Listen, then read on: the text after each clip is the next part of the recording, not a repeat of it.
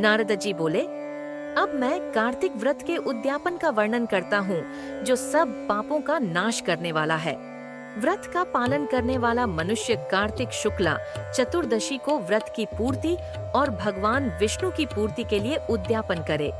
तुलसी के ऊपर एक सुंदर मंडप बनवावे, उसे केले के खंभों से संयुक्त करके नाना प्रकार की धातुओं से उसकी विचित्र शोभा बढ़ावे। मंडप के चारों ओर दीपकों की श्रेणी सुंदर ढंग से सजाकर रखे। उस मंडप में सुंदर बंधनवारों से सुशोभित 4 दरवाजे बनावे और उन्हें फूलों से तथा चंवर से सुसज्जित करे। द्वारों पर पृथक पृथक मिट्टी के द्वारपाल बनाकर उनकी पूजा करे।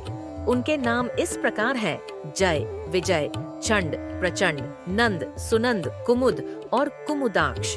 उन्हें चारों दरवाजों पर 2-2 के क्रम से स्थापित कर भक्ति पूर्वक पूजन करें। तुलसी की जड़ के समीप 4 रंगों से सुशोभित सर्वतोभद्र मंडल बनावे और उसके ऊपर पूर्ण पत्र तथा पंचरत्न से संयुक्त कलश की स्थापना करें। कलश के ऊपर शंख, चक्र, गदाधारी भगवान विष्णु का पूजन करें। भक्ति पूर्वक उस तिथि में उपवास करें तथा रात्रि में गीत, वाद्य, कीर्तन आदि मंगलमय आयोजनों के साथ जागरण करें। जो भगवान विष्णु के लिए जागरण करते समय भक्ति पूर्वक भगवत संबंधी पदों का गान करते हैं, वे सैकड़ों जन्मों की पाप राशि से मुक्त हो जाते हैं। जो मनुष्य भगवान के निमित्त जागरण करके रात्रि भर भगवान का कीर्तन करते हैं, उनको असंख्य गोदान का फल मिलता है। जो मनुष्य भगवान की मूर्ति के सामने नृत्य गान करते हैं, उनके अनेक जन्मों के एकत्रित पाप नष्ट हो जाते हैं। जो भगवान के सम्मुख बैठकर कीर्तन करते हैं और बंसरी आदि बजाकर भगवत भक्तों को प्रसन्न करते हैं तथा भक्ति से रात्रि भर जागरण करते हैं, उन्हें करोड़ों तीर्थ करने का फल मिलता है। उसके बाद पूर्णमासी में एक सपत्नीक ब्राह्मण को निमंत्रित करें।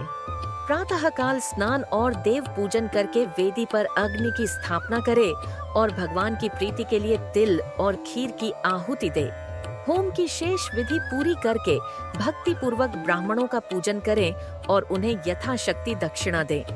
फिर उनसे इस प्रकार क्षमा प्रार्थना करें: आप सब लोगों की अनुकंपा से मुझ पर भगवान सदैव प्रसन्न रहे।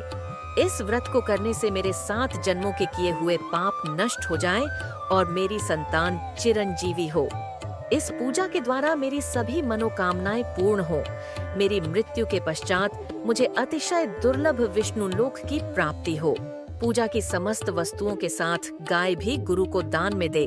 उसके पश्चात घर वालों और मित्रों के साथ स्वयं भोजन करें। भगवान द्वादशी तिथि को शयन से उठे, त्रयोदशी को देवताओं से मिले और चतुर्दशी को सबने उनका दर्शन एवं पूजन किया। इसलिए उस तिथि में भगवान की पूजा करनी चाहिए। गुरु की आज्ञा से भगवान विष्णु की सुवर्णमयी प्रतिमा का पूजन करें। इस पूर्णिमा को पुष्कर तीर्थ की यात्रा श्रेष्ठ मानी गई है। कार्तिक माह में इस विधि का पालन करना चाहिए। जो इस प्रकार कार्तिक के व्रत का पालन करते हैं, वे धन्य और पूजनीय हैं। उन्हें उत्तम फल की प्राप्ति होती है। जो भगवान विष्णु की भक्ति में तत्पर हो, कार्तिक में व्रत का पालन करते हैं, उनके शरीर में स्थित सभी पाप तत्काल नष्ट हो जाते हैं। जो श्रद्धा पूर्वक कार्तिक के उद्यापन का महात्म्य सुनता या सुनाता है, वह भगवान विष्णु का सायुज्य प्राप्त करता है।